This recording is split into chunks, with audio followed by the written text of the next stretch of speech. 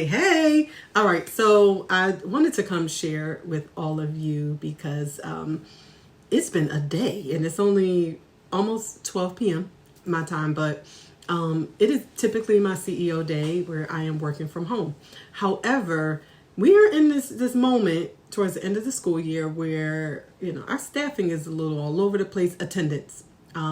So I just had one staff person moving, and so their last day was this week. But I also noticed over the last couple of weeks, we had a lot of call outs, which is not typical for us. We've been having to have our admin cover classrooms. We've been having to have teachers adjust and go support other teachers, like shifts we typically wouldn't have to have. And for me, it made me question, what's going on. I know the children as well. It's the end of the school year and they are starting, to show some behavior. So I know what the end of a school year looks like. And I'm like, let me check in with the people. So I did have a meeting with them yesterday. I like to do temperature checks. I shared that I'm a big surveyor. So, I kind of asked them some questions to get an idea as to what's going on. And I scheduled a quick meeting with them because I wanted to, again, touch base, check in on them. How are you guys doing? How are you feeling at the end of the school year? I do these anonymous surveys because I more so want honesty versus knowing who said what. I just want to know what's going on. Another thing that I wanted to address, I addressed with them that I noticed the call outs. And I wanted to kind of find out why. And so I'm strategic with how I package stuff. So one, we're coming to the end of the school year. I know you guys have PTO. Is it just you want to use your hours? Is it just I need time off? Like I'm tired. Is it I'm overwhelmed? I can't do it. I'm over it. What is it? So just tell me what it is. But I also said, is it, personal life? Like life seems to be lifing for a lot of people. So, I just wanted to check in. And another thing I noticed is not too long ago, we have full-time floaters, typically two. Right now we have one, but I noticed that, bathroom breaks are truly being utilized and possibly being taken advantage of. So I wanted to check in about that too, because I like to be honest with my team and say, I give shout outs, gratitude, I love on them. I do all kinds of stuff, but I also like to be honest with them. And I wanted to say, guys, I'm not here all the time, but I do want you to know that I notice things. And I notice because I know staff, I kind of know their demeanor. I know them overall. People who typically never call out, and I'm not saying because they did, it's an issue. I'm just saying, again, I'm noticing patterns. So I wanted to be honest with them to say, let's take a step back. Here's what I'm noticing. Can we talk about it? So we got on the call and, it was engaging and they gave great feedback. And I did want to let them know though, right? There's times I gift you guys some things and I create benefits strategically for your mental health, but also I care about my people. So bathroom breaks was one, we have a full-time floater. They can get a bathroom break, but also sometimes you need a mental moment. You just need to walk around. It's 5 minutes. I just need to breathe so you can get that. But if most of the children are starting and you start to get out of ratio and all those things, 8 o'clock is when we officially start like our pre-K program. Everybody doesn't have to go to the bathroom at 9 a.m. Like, guys, let's be serious, right? I know sometimes we need to do that, but I don't want things that are being offered to be taken advantage of. Not only that, I did want to point out that call outs and some things that are happening impacts others. And that creates additional overwhelm. So if you have experienced call outs and you're overwhelmed, right? If you guys are calling out for reasons other than here, I scheduled it off, I have a vacation, I need whatever that is, no problem. I'm not talking about that. I'm talking about the stuff that, again, I'm seeing the pattern. So, that's kind of what's been going on the last couple of weeks. And I had that meeting. And so today, again, my CEO day, and we had one of our floaters wasn't in. She had called out last night. And so 2 of my admin, they're away at a retreat. And so I know the admin team isn't where it typically is. So I'm like, guys, I'll come in the morning. I'll cover the front desk. Right. And I had some footage of that too. I really was trying to count how many times I said, good morning, good morning, good morning. Right. It was a beautiful thing covering the front desk. But here's what I really wanted to share. It was busy. It was a busy morning, but it was also a gift. It was a gift that I didn't realize was a gift until the moment I could reflect on it. And so I have 2 locations. My office, I'm pretty much at my larger site and not my smaller site.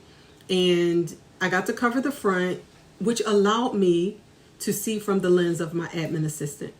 It allowed me to see from the lens of the staff who are typically there in the morning, who, that opens up. And so, I got to, see that. I got to have a sense of, okay, maybe we need to think about this, or, I got to see any staff who were coming in late, any staff who were in early and what they were doing.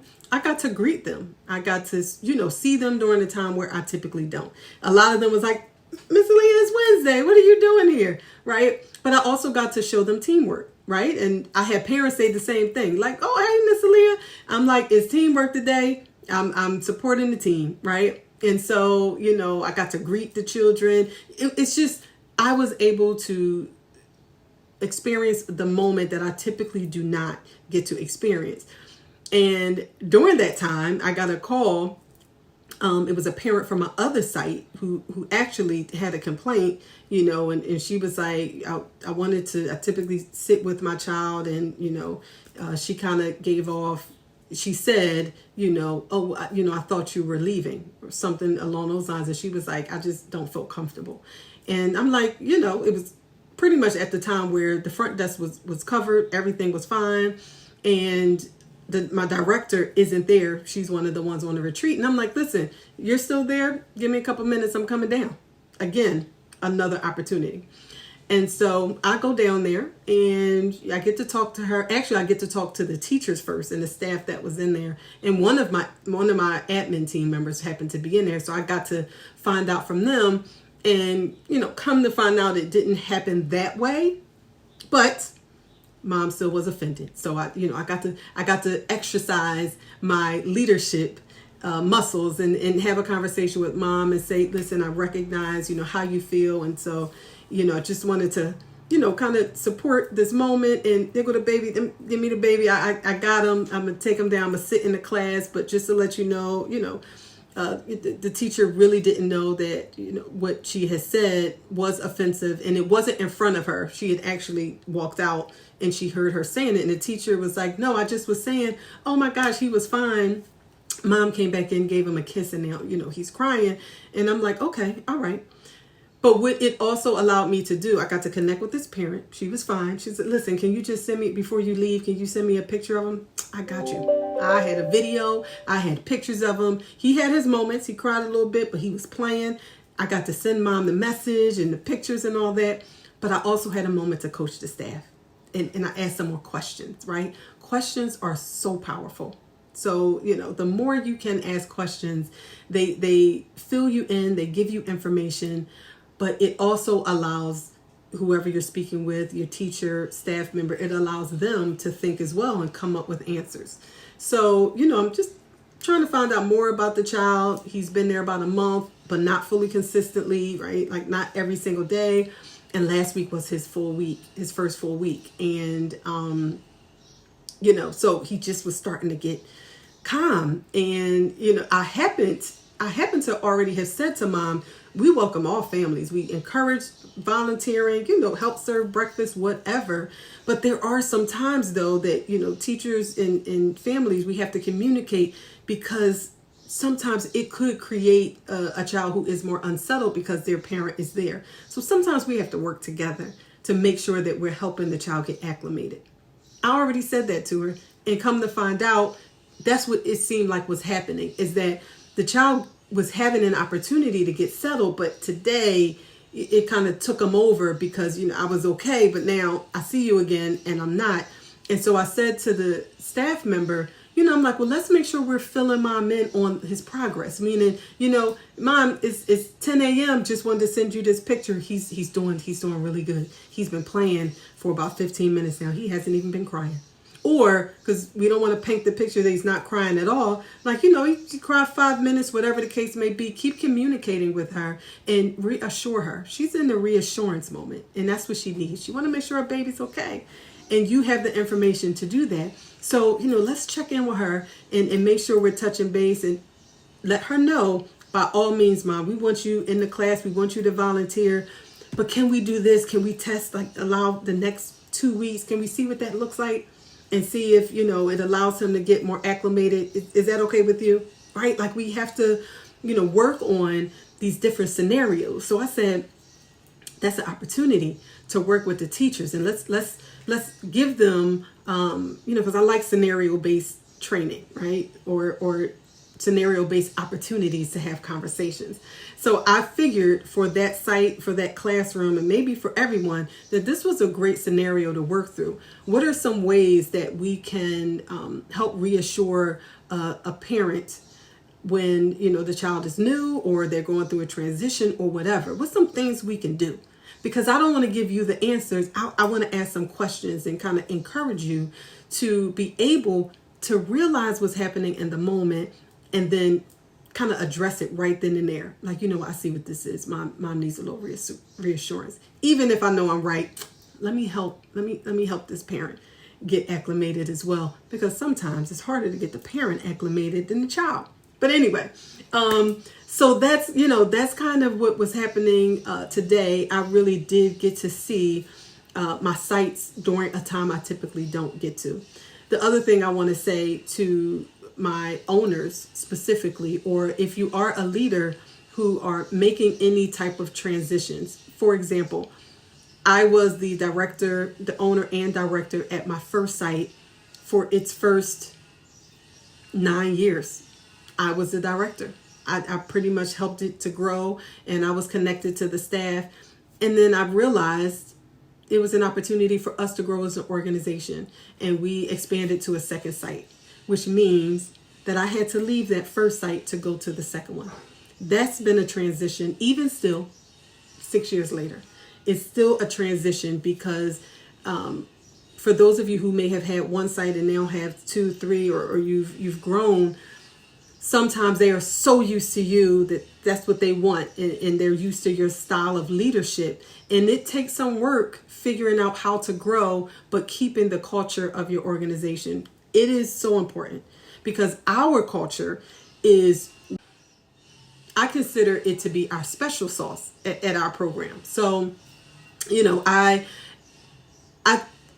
I really hold on to our culture, and I make sure that staff are really clear about how important it is as well. And so I just want to say to my owners and leaders or those looking to expand is that just keep in mind that there are times when we have to circle the block, or we have to take a step back and recognize when we might have to get back in there. And I said, I don't spend a lot of time at my first site. I don't. But I'm like, they need me back in there a little bit. I'm not micromanaging. That's not the purpose. My husband would always say, they need your light. And I would always say, yeah, but I don't want to be the only one that has the light, right? Because you guys should come in and be the light as well. You should be the light for someone else. You should also be the light. So I don't want anyone relying on me. But I said, I need to get back in there. And so this is a moment where I say, yes, I have goals and, I have the plans to transition out.